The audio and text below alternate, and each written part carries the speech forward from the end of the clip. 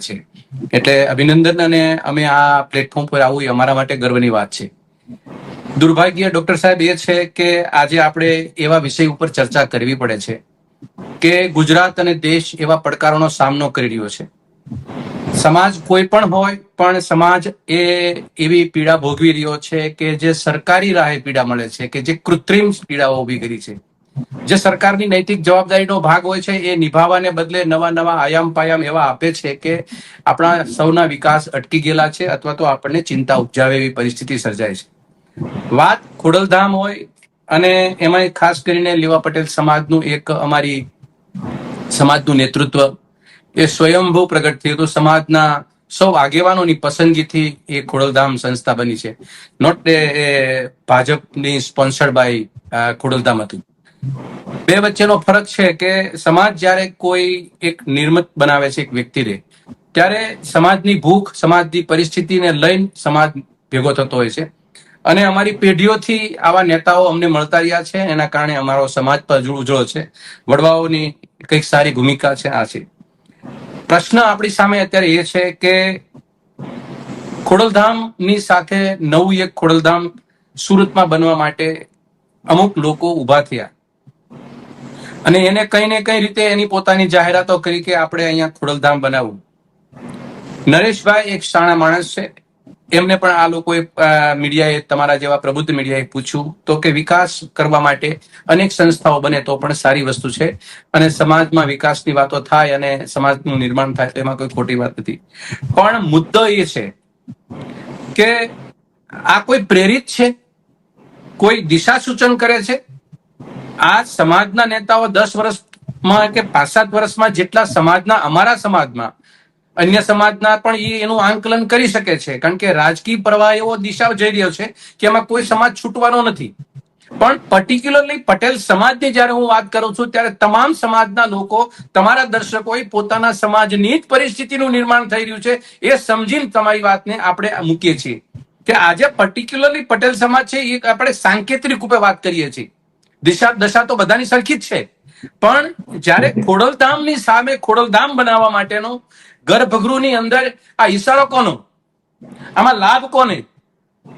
આ ખોડલધામ બનાવવાથી સમાજ માટે કઈ ઉસ્તારની પ્રવૃત્તિ થઈ રહી છે કે કોઈ રાજકીય નીતિને સાઈડ કટ કરવા માટે થઈ રહી છે? મેં 2024 ની અંદર જાહેરમાં કીધું હતું કે ખોડલધામ અને નરેશ પટેલ ભાજપાને કણાની જેમ ખટકે છે. આજે સાબિત થાય છે કણાની જેમ ખટકે છે. તમે સાહેબ, એક સંસ્થા એવી છે કે જેને રાજકીય પરિપ્રેક્ષની અંદર તમામ લોકો ત્યાં જાય છે પણ કોઈને માથું નથી ટેક્યું એ આગેવાને. અને આજે જે રીતે સ્પોન્સર્ડ બાય બીજેપી થી જે આગેવાનો જે રીતે કામ કરી રહ્યા છે, ત્યારે અમને દુઃખ થાય છે કે આ પરિસ્થિતિ અમારા હયાતીમાં સમાજની અંદર વિભાજન કરી આ વિકાસની પરિસ્થિતિમાં કોઈ જોતા હોય વિકાસ નથી. આ સરદાર પટેલને એક તો નામ આગળ કરવાનું, સરદાર પટેલના વિચારોને, વાતો અને વાગોળવાની, સરદાર પટેલના સ્ટેચ્યુ બનાવવાના, સરદાર પટેલની પાસે બેસી અને સરદાર પટેલે શું વાત કરી, કઈ રીતે રાજનીતિ કરી, એની મનની અંદર ઈચ્છા શું હતી, એનો વિચારો શું હતા, એ તો બધી જમીનમાં કંડારે માત્ર મૂર્તિ, પ્રતિમા, એના વિચારોનું કોઈ જગ્યાએ પ્રાધાન્ય નહીં.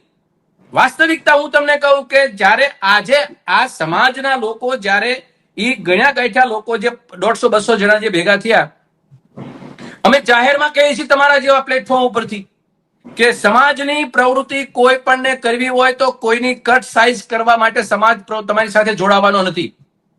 સમાજ પણ પ્રબુદ્ધ છે. આ સમાજ એવો નથી કે સમાજ તમે જે દોરવણી કરો, સમાજ વિકાસની ઈચ્છા દર્શાવે છે, વિકાસની શોધમાં છે. તમે જેનો એપ્રોપ્રિએટ પ્લેટફોર્મ આવશો તો એ સારી વસ્તુનો સ્વીકાર કરશે. કોઈ પણ સમાજો, અન્નપૂર્ણા ધામ, સરદાર ધામ, ઉમિયા ધામ, ખોડલધામ, આ બધા ધામોમાં જે કામો થાય છે, સારા કામો, એ નતમસ્તક અમે સલામ કરીએ છીએ, આવકારવાદાય છે. પણ રાજનીતિની અંદર સમાજના ભોગે, સમાજ વિભાજનના ભોગે કોઈ આવી પ્રવૃત્તિ કરે તો એ સમાજની પ્રવૃત્તિ ઉપર સમાજ ક્યારેય સ્વીકાર્ય બનતો નથી. એક વાત તમને કહો કે કોઈ પણ સમાજ હોય, એ સમાજનો આગેવાન જયારે કોઈ પણ પ્રકારની ચાપલુસીમાં પડે, મતલબ કદમબોછી કરે કોઈની, તો એ સમાજને નુકસાન છે અને સમાજને ક્યારેય એનો ફાયદો નથી મળતો. આ વાસ્તવિકતા છે.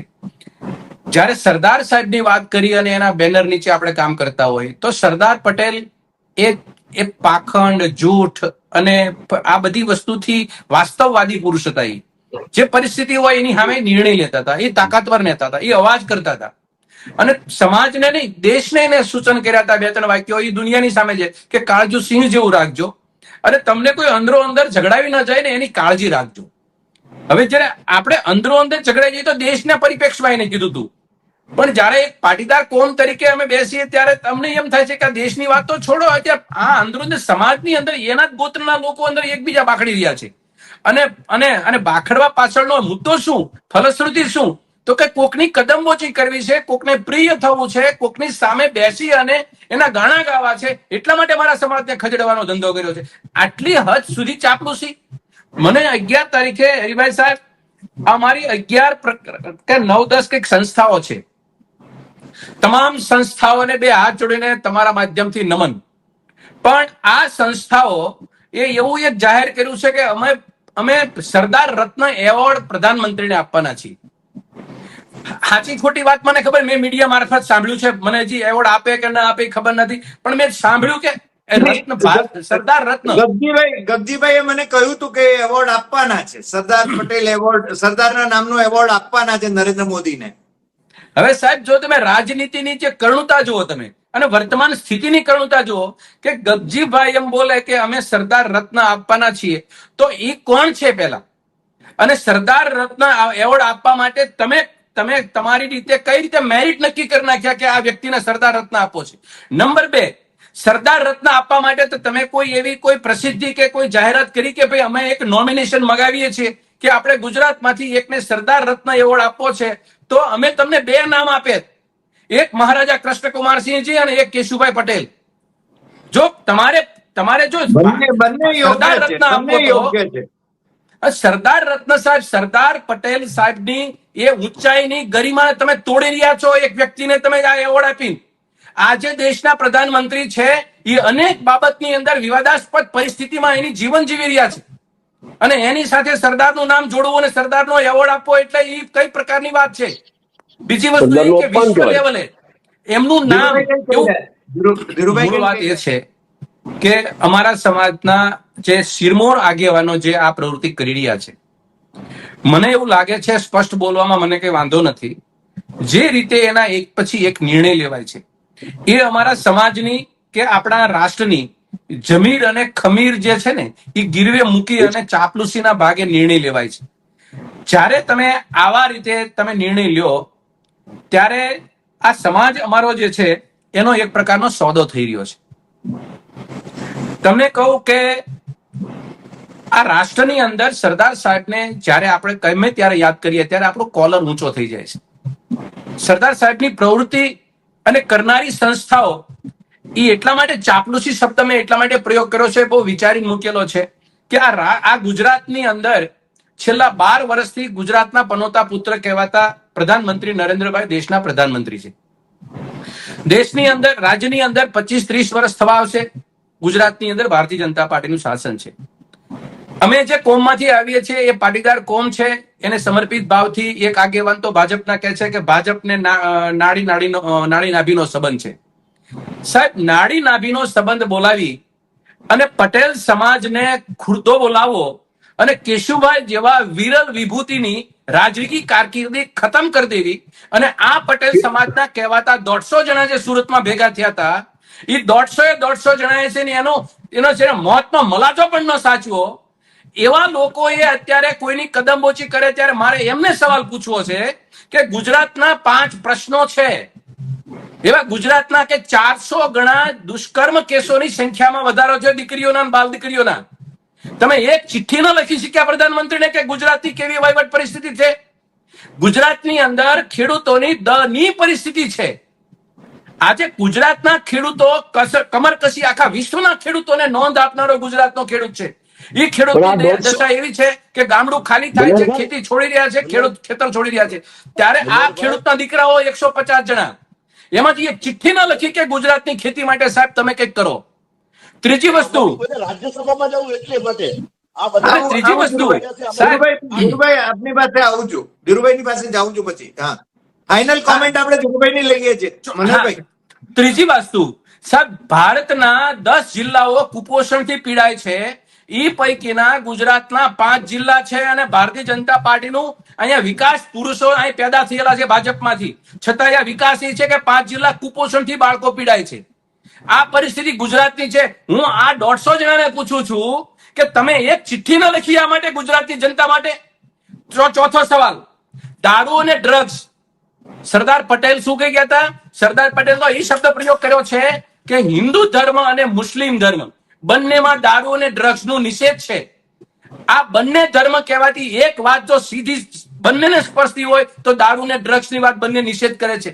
આ સાહેબ ગુજરાતની અંદર ભારતીય જનતા પાર્ટીના પૂર્ણ પ્રતાપે ગુજરાતની અંદર શેરીએ શેરીએ દારૂ અને ડ્રગ્સ નું નેટવર્ક છે. 20 લાખ લોકો દારૂનું ડ્રગ્સ નું સેવન કરતા થઈ ગયા છે. કોના પ્રતાપે? તો આ 150 જણાને હું પૂછું છું કે તમારે જો આવો એવોર્ડ સરદારને આપવો હોય તો પેલા 5 પ્રશ્નો ઉપર સરદારની વાતને મૂકતા પહેલા તમારું સન્માનને આપતા પહેલા પણ તમે પૂછો એક સવાલ કે તમારા ગુજરાતની અંદર તમે અહીંથી જે રાજ કરી ગયા છો એ ગુજરાતની અંદર આ હાલત છે, એના માટે તમે કંઈક કરો. આ વાત જો મૂકી હોત ને તો સન્માનીને ગમે તેવા આપે, અમને કબૂલ મંજૂર છે. અને આ વાતની પરિસ્થિતિમાં સાહેબ એક શબ્દ કોઈ નહીં બોલે કે ગુજરાતની અંદર આ પ્રશ્નો છે. માત્ર ને માત્ર ચાપલુસી, માત્ર ને માત્ર કદમબોસી. આ પાટીદાર સમાજના દીકરાઓ છે, આ સરદારમાંથી આઈને આદર્શો મેળવ્યા છે. જ્યારે વાત કરે સરદાર સાહેબ, સરદાર સાહેબ, સરદાર સાહેબ, અને સરદાર સાહેબનો એક અંશ પણ નથી રહ્યો જીવતો અત્યારે. એવી પરિસ્થિતિમાં કોમને આખી કોમને કઠોળે ચડાવી છે. એટલે હું કહેવા માંગુ છું હરિભાઈ, ગુજરાતની અંદર પાટીદાર સમાજ એક આદર્શ સમાજ છે. એનો આદર્શ ભૂલતા આવા 150 જણાએ આદર્શ ભૂલાવી દીધો છે અમારો. આવા લોકોએ ચાપલુસી કરી પોતાની સમાજની ઓળખાણ ભૂસાઈ રહી છે. તમે નરેશ પટેલ એક નિમિત્ત માત્ર વ્યક્તિ છે, એને સમાજની પ્રવૃત્તિ કરતા હતા. અરે ઈચ્છા હોય તો હાલો નરેશ પટેલને ખભે ખભે મિલાવીને કામ કરીએ, પણ તમે એની તાકાતને તોડવી, એની સંગઠન ભાવનાને તોડવી, એની ઈચ્છા સમાજ પ્રત્યેની સમર્પિત ભાવ છે એને તમે નર્વસ કરવા. અરે કોના ઈશારા તમે કરી રહ્યા છો બધું? આ એક રાજનીતિના પરિપ્રેક્ષમાં 190 વર્ષ સુધી ગુલામી કરી હતી, આ વાત પાપે કરી હતી, અને આજે પરિસ્થિતિ એ થઈ રહી છે. 190 વર્ષ સુધીમાંથી હજી પાટીદારના દીકરાઓને શીખ્યા કઈ? આ તો ગુજરાતની જનતા બીજી જોઈ રહી છે તમને કે આ કોમ છે ને એ ખદડા લોકોને સપાટ આપે છે. આ જોઈ રહી છે બીજી કોમો આપણને. એટલા માટે કહીએ છીએ કે 150 ને અમે વિનંતી કરીએ છીએ તમારા માધ્યમથી કે મહેરબાની કરીને સમાજ તોડવાની ભૂમિકામાં કોઈ પ્રકારે પગ ન મૂકો.